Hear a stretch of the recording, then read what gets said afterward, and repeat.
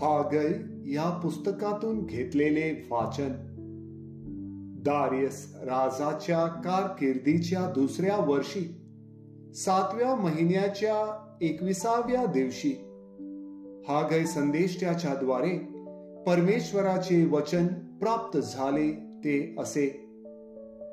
आता यहुदाचा प्रांताधिकारी शलतियेल याचा पुत्र जरुब्बाबेल, मुख्य याजक यहोसदाक याचा पुत्र यहोशवा आणि शिल्लक राहिलेले लोक यांना असे विचार, ज्याने या मंदिराचे पूर्वीचे वैभव पाहिले आहे, असा तुमच्यामध्ये कोणी उरला आहे काय?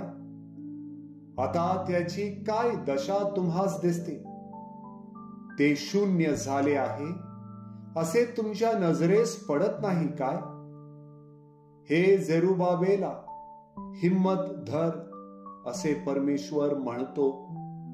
हे मुख्य याजका यहोसदाकाच्या पुत्रा यहोशवा, हिम्मत धर.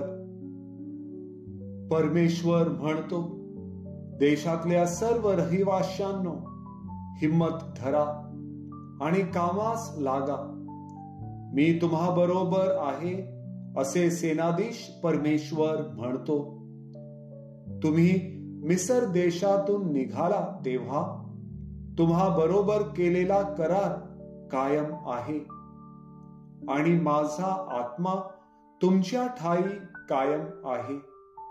तुम्ही भिऊ नका, कारण सेनाधीश परमेश्वर असे म्हणतो, आणखी एकदा लवकरच मी आकाश आणि पृथ्वी, समुद्र आणि कोरडी जमीन ही हालवून सोडीन. मी सर्व राष्ट्रांस हालवून सोडीन, म्हणजे सर्व राष्ट्रांचा इच्छा विषय या मंदिरात येईल आणि मी हे मंदिर वैभवाने भरीन असे सेनाधीश परमेश्वर म्हणतो. रूपे माझे आहे, सोने माझे आहे असे सेनाधीश परमेश्वर म्हणतो. या मंदिराचे शेवटले वैभव पहिल्यापेक्षा श्रेष्ठ होईल असे सेनाधीश परमेश्वर म्हणतो. मी या स्थळाला शांती देईन असे सेनाधीश परमेश्वर म्हणतो. प्रभूचा शब्द. देवाला धन्यवाद.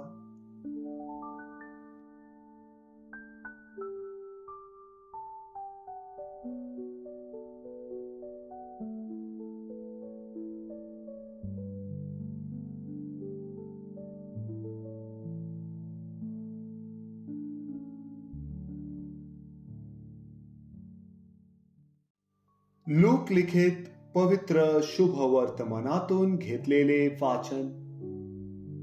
असे झाले की येशू एकांती प्रार्थना करीत असता शिष्य त्याच्या बरोबर होते. तेव्हा त्याने त्यांना विचारले, लोक मला कोण म्हणून म्हणतात? त्यांनी उत्तर दिले, बाप्तिस्मा करणारा योहान, पण कित्येक म्हणतात एलिया आणि कित्येक म्हणतात की प्राचीन संदेष्ट्यांपैकी कोणीतरी पुन्हा उठला आहे.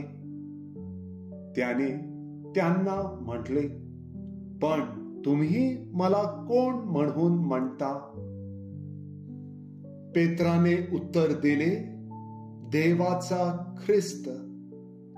मग हे कोणाला कळता कामा नये अशी त्याने त्यांना निक्षून आज्ञा केली आणि म्हटले, मनुष्याच्या पुत्राने पुष्कळ दुःखे भोगावी, वडील मंडळी, मुख्य याजक आणि शास्त्री यांच्याकडून नाकारले जावे, जीवे मारले जावे आणि तिसऱ्या दिवशी पुन्हा उठवले जावे, ह्याचे अगत्य आहे.